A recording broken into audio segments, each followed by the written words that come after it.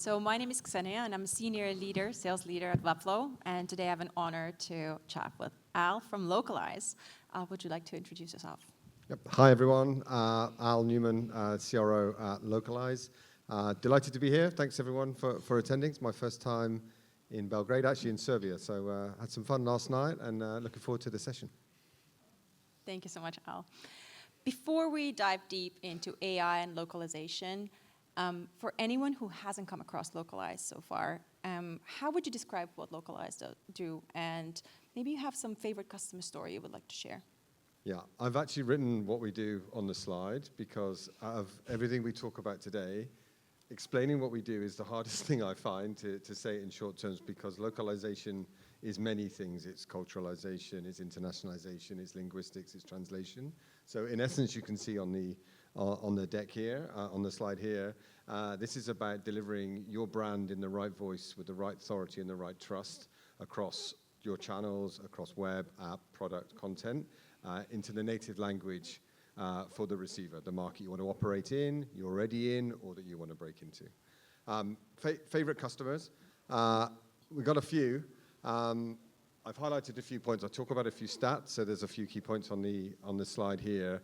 The first one I'd like to talk about is a joint Webflow and Localized customer, Maven Clinic. Those of you that haven't heard of it, it's an enormous virtual clinic in the US for women, and a family clinic. Why this one is relevant? Because it speaks to the importance of accuracy and trust when you're localizing. Obviously, it's dealing with sensitive information, personal data, medical content, etc. So the importance of accuracy and trust for the brand and its customers is extremely important. Maven Clinic came to us. They had a challenge. They had a website in English, US English, and they wanted to localize into Spanish, French, and French Canadian.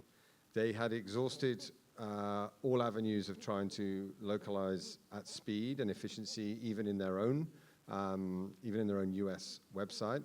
They had a very, very manual workflow, spreadsheets being briefed in, going off to linguist translators, editing pages, sending back review cycles, very traditional way of brands localizing when they haven't implemented orchestration.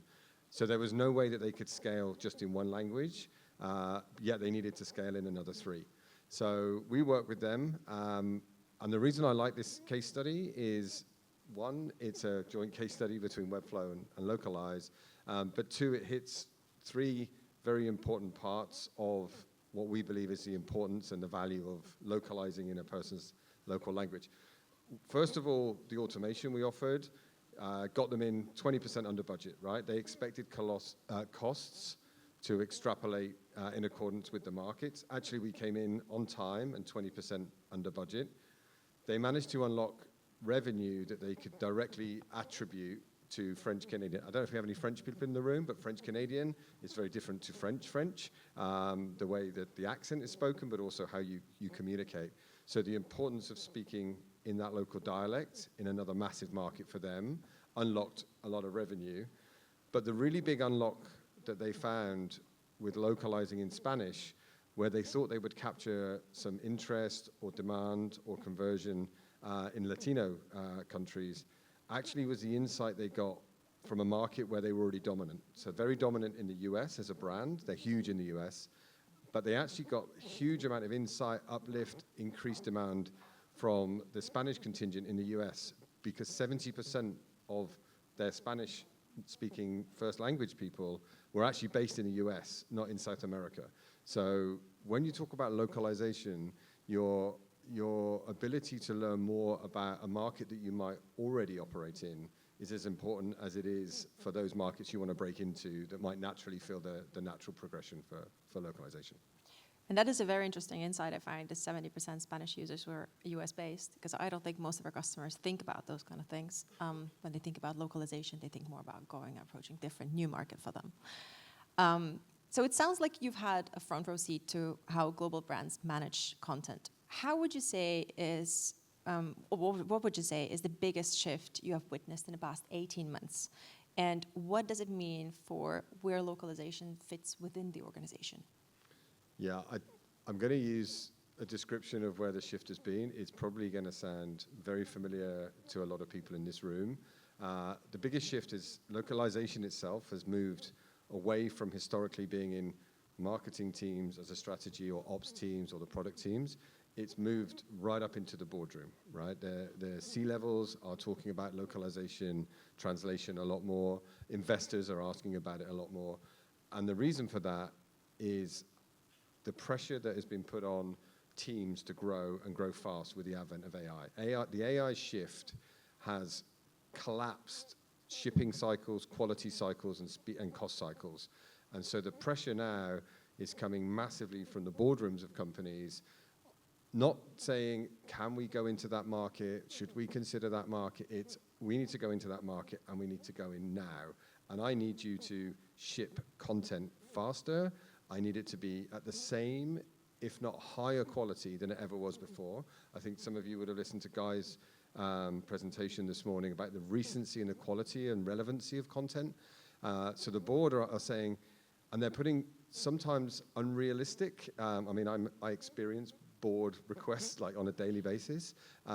They're putting requests on that are, hey, with AI, just get it done, right? Launch in this market tomorrow, and it shouldn't cost you anything because AI is free, right? So the biggest shift has been the capability now with tools like Webflow and Localized, the capability to ship faster is massive. The ability to do high quality, if you do it properly with the right approach with AI, with localization, is huge. And you can materially reduce costs, but it's not just a button push. So I would say the biggest shift is into the boardroom. And like an example of this is, some of you may know a brand called Life 360. They are he doesn't like it, the guy there, when I describe it. They're Find My O phone on steroids, right? It's a family security app, 50 million users globally. And the head of localization there, he's a localized user, was asked to launch in 5 new languages, 5 new markets during the Christmas period because they saw an opportunity and lower cost of the overall localization strategy for web, app, etc. This was 500,000 words, right? That question would never be asked of has never been asked of teams prior to AI and the advent of advanced tooling like Webflow and Localize. He did it, and he managed to get his localization costs, translation costs down by about 80%, right? He's a bit of a genius, but he managed it. But I think the point I'm trying to make here is, as agencies, you're getting pushed to deliver more at higher quality or maintaining budgets and costs, and it's all possible. But that shift is no longer at a certain level in a business. This shift is in the boardroom. I talk to investors every day, like, why can't you launch in these 10 markets? Why can't you do that tomorrow? It's not should you, will you, how can you? It's do this now. So that would be the biggest shift, I would say. 100%. And I think we experienced it at Webflow firsthand. We actually use Localize to localize and to go to different markets. And that became really a big focus for us since EMEA team was established about a year ago. And within just weeks, we managed to get our website fully in German to start with. I think French one is on the go. So really looking forward to see what else can we do together. You picked the 2 easiest markets to localize. Well done. Yeah. But a follow-up question on this. So often what we hear from our buyers, our customers is, okay, well, I purchased all these locales. Can't I just translate things with AI? You can.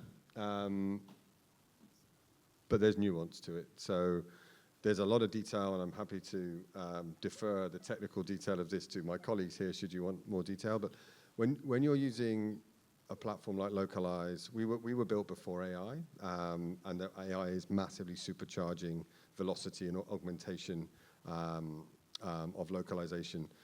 There's so much more to it than just popping something into a LLM and saying, translate this and be culturally aware of Germany or Norway, where there's 15 different dialects. You have a process of a style guide, which helps tone your brand, a glossary. You have a translation memory that generic LLMs don't, which keeps all of the words that you've used and approves and compounds and approved.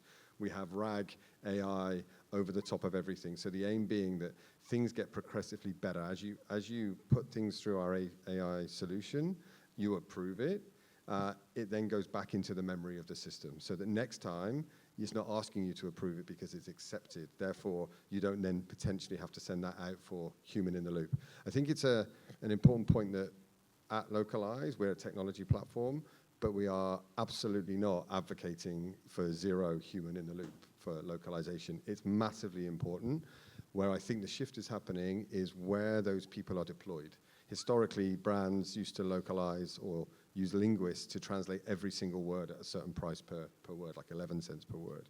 That's not necessarily more now, because with platforms like Localize, as I said, you have the style guide, you have AI profiles that takes you a long way there, and then we have advanced scoring, which scores itself based on your style guides, your glossaries, your translation memory, to give you a level of scoring, which you then put the difference out to a linguist or a translator to translate. So there's a huge amount of difference between Google Translate, LLM translating, and true localization platforms.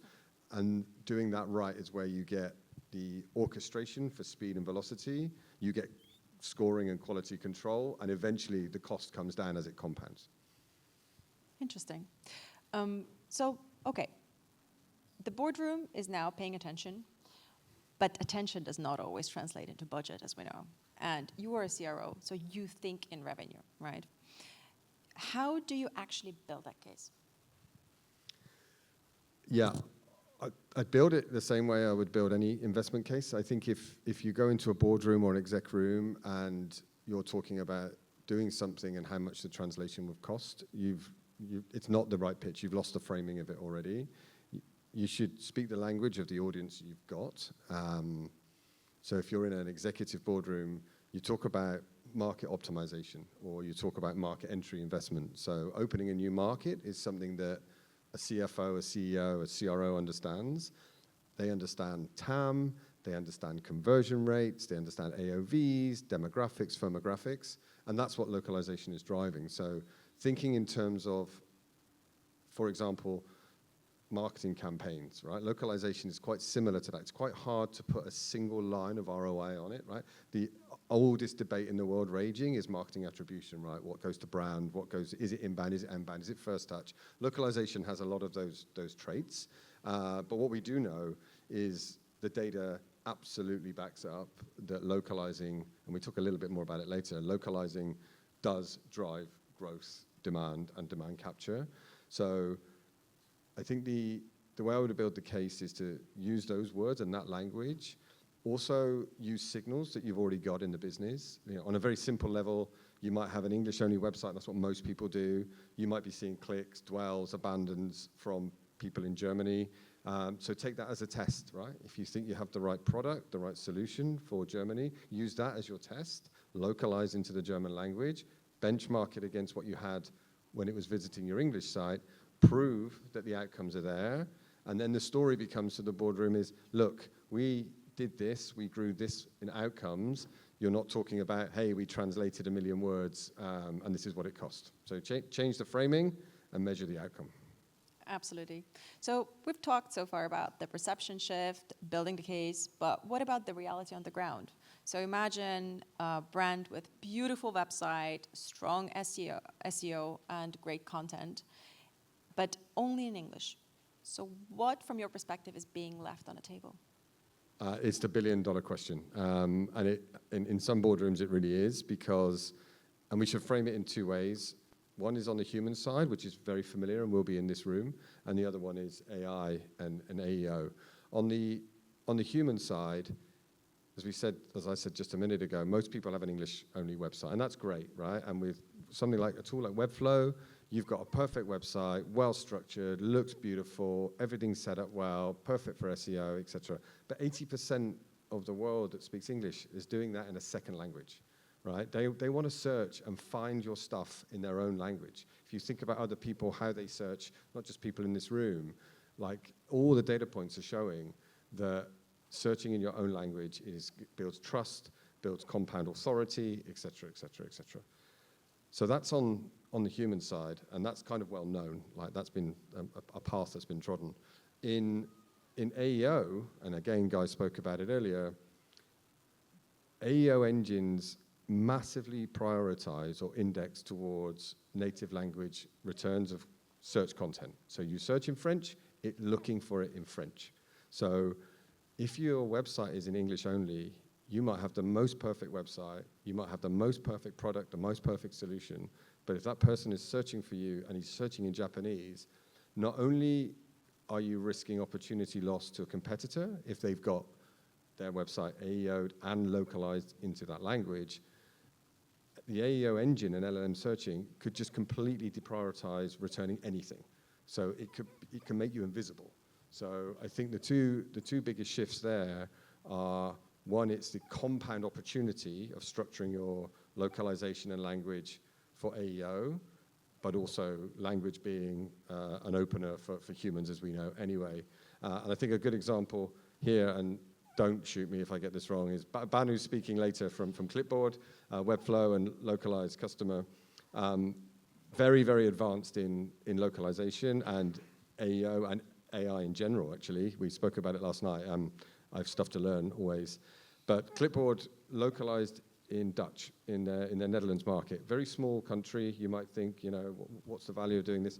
And what they learned, actually, is a lesson in it's not always opening a new market that is important. What they realized is demand generation and capture went up in that market. Now, the Dutch, if any of you know Dutch people, they speak English better than me. Yet, localizing in their own language increased demand and increased conversion, increased revenue, actually to the point where Clipboard elevated that brand and that market to a growth market opportunity as opposed to a tier 2 or tier 3 lower strategic market. So just learning that information about an existing market where you operate by changing into someone's current language can be an opener for revenue rather than just going into new markets all the time.